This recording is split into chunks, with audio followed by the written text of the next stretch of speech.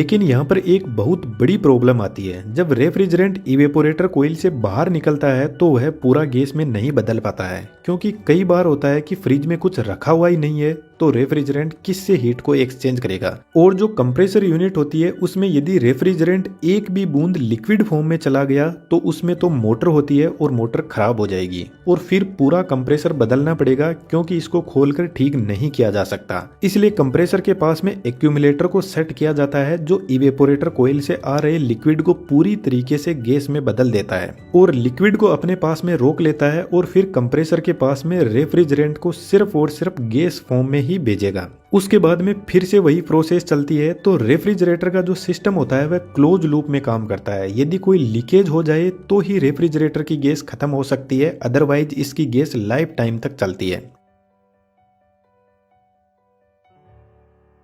लेकिन आप कई बार नोटिस करोगे फ्रिज में कि जो इवेपोरेटर कोइल है उसको बहुत स्ट्रगल करना पड़ता है। आपने गर्मियों में देखा होगा जब हम किसी गिलास में एकदम ठंडा पानी या कोल्ड ड्रिंक डाल देते हैं तो उसके चारों तरफ पानी की बूंदें जम जाती है। तो ठीक ऐसा ही इवेपोरेटर कोइल के साथ में होता है। फ्रिज के अंदर जो भी थोड़े बहुत वाटर वेपर होते हैं, जब कोइल ठंडी होती है तो उसके पास में चिपक जाते हैं और कोइल के चारों तरफ ही बर्फ जम जाती है, जिसकी वजह से इवेपोरेटर कोइल सही से हीट एक्सचेंज नहीं कर पाती है और इवेपोरेटर कोइल लिक्विड को गैस में नहीं बदल पाती है। इसलिए इवेपोरेटर कोइल के चारों तरफ एक हीटर कोइल भी लगी रहती है जो हर 5 से 6 घंटे बाद में ऑन होती है और इवेपोरेटर कोइल के ऊपर कोई बर्फ जमी हुई है तो उसको हटा देती है और यह बर्फ पिघलकर पीछे की तरफ एक कंटेनर में पानी के रूप में कलेक्ट हो जाती है।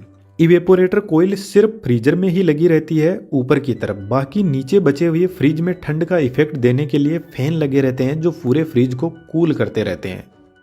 अब मैंने आपको बताया कि कंप्रेसर फ्रिज का हार्ट होता है, तो फ्रिज में दिमाग भी होता है और उसका दिमाग का नाम है थर्मोस्टेट। जब हम कूलिंग इफेक्ट को कम या ज्यादा करते हैं तो उस टाइम थर्मोस्टेट कंप्रेसर की स्पीड को कम या ज्यादा करके टेम्परेचर को कंट्रोल करता है। यदि हम फ्रिज का टेम्परेचर बढ़ा देते हैं तो उस कंडीशन में थर्मोस्टेट कंप्रेसर को स्लो स्पीड में रोटेट करवाएगा, जिसकी वजह से कंप्रेसर कम गैस को पंप कर पाएगा और कम कूलिंग इफेक्ट दिखेगा।